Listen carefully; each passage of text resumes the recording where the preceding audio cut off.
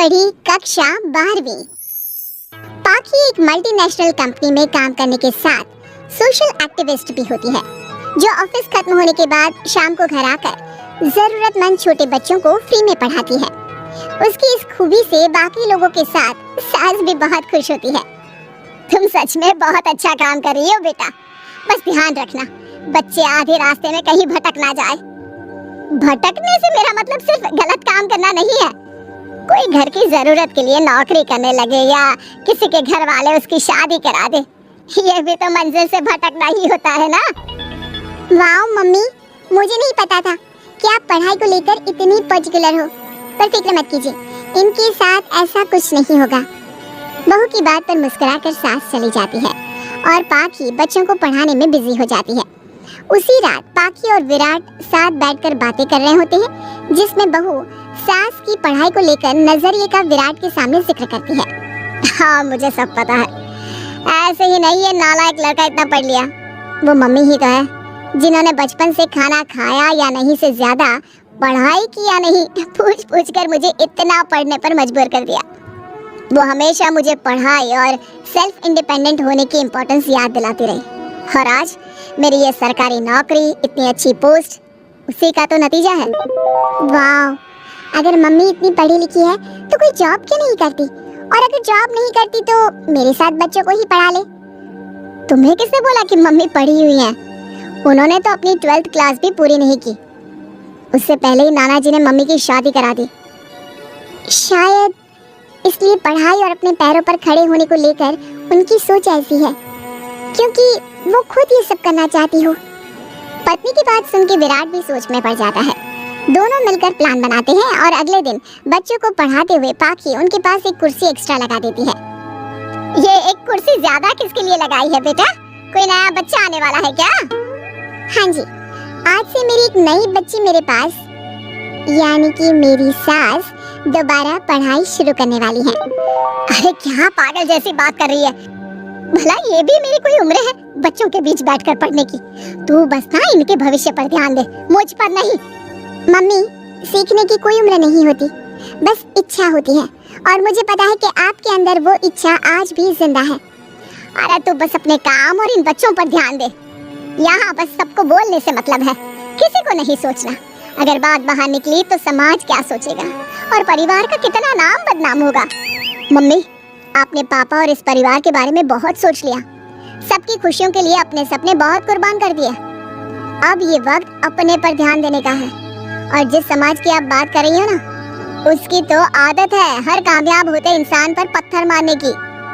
बेटी को भी बहू का साथ देते देख सास गुस्से में अपना सर पकड़कर बड़बड़ाते हुए वहाँ से चली जाती है। ये स्टूडेंट थोड़ी जिद्दी है, पर इन्हें मैंने 12th क्लास पास नहीं कराई तो मैं भी अपनी सास की बहू नहीं।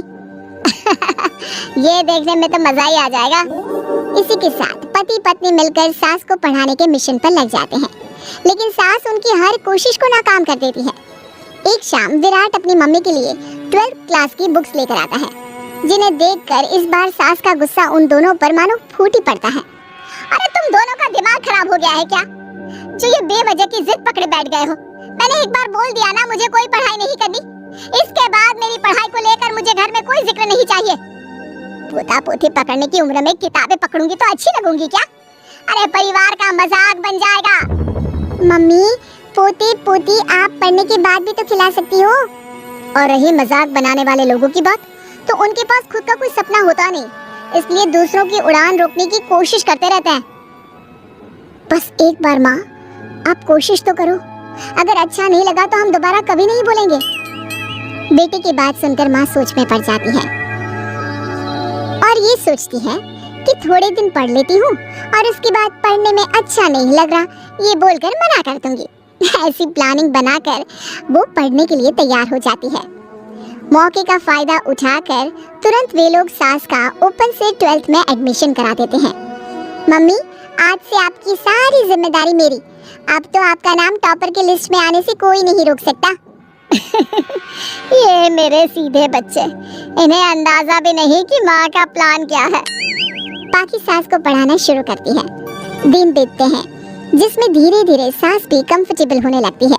लेकिन फिर पाखी एक सब्जेक्ट पढ़ने के लिए ट्यूशन जाने का सजेशन देती है, जिस पर बहुत गुस्सा, ड्रामा करने और पाखी के लाख बार मनाने के बाद एक बार फिर सास तैयार हो जाती है। थैंक यू मम्मी, आपको नहीं पता कि आपका 12th क्लास पढ़ना हम दोनों के लिए कितना ज़रूरी है। अब ये सिर्फ आपका नहीं, हमारा सपना भी बन गया है। बहू की बात सुनकर सास अपने प्लान को लेकर सोच में पड़ जाती है। अगले दिन पाखी सास के साथ उन्हें ट्यूशन छोड़ने जा रही होती है, जहाँ रास्ते में पड़ोस की कुछ औरतें बैठी मिलती हैं।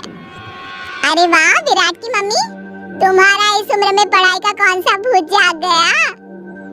बहू को बोलो कि पोता पोती दे दे और बच्चों के साथ खेलो। अरे क्या उनके बीच बैठकर अपनी खिल्ली उड़वाने चल पड़ी? आंटी जी, जब सरकार या भगवान ने सीखने की कोई उम्र नहीं रखी तो आपको क्या दिक्कत है? अरे देखो तो जरा, बहू की जुबान कैसे कैंची जैसे चल रही है।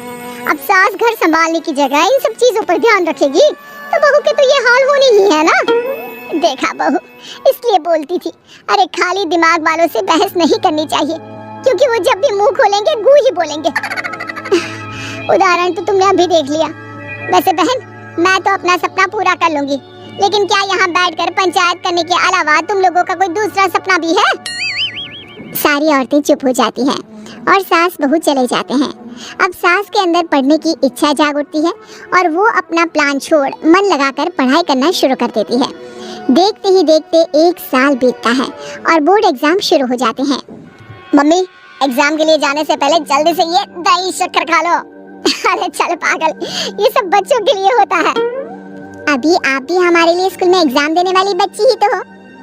बच्चों का प्यार देखकर सासू माँ खुश हो जाती है और दही शक्कर खाकर विराट के साथ घर से निकल जाती है, जो मम्मी को एग्जाम सेंटर पर छोड़ ऑफिस चला जाता है। इसी तरह समय बीतता है और एग्जाम खत्म होने के बाद देखते ही देखते रिजल्ट भी आ जाता है। मेरी टॉपर माँ, तुमने तो तहलका मचा दिया, हर तरफ तुम्हारे ही चर्चे हैं। घर वाले ये खुशी मना रहे होते हैं कि वही औरतें उनके घर आती हैं। अरे पंचायत की टोली, आज मेरे घर कैसे? बस तुम्हें सॉरी और थैंक यू बोलने आए हैं। उस दिन तुम्हारी बातों और आज तुम्हारे काम ने हमें ये सिखाया कि सपने पूरे करने की कोई उम्र नहीं होती। इसलिए अब हम भी शादी, परिवार, बच्चे और न जाने कितनी वजहों से अधूरे छूटे सपनों को पूरा करेंगे बहन।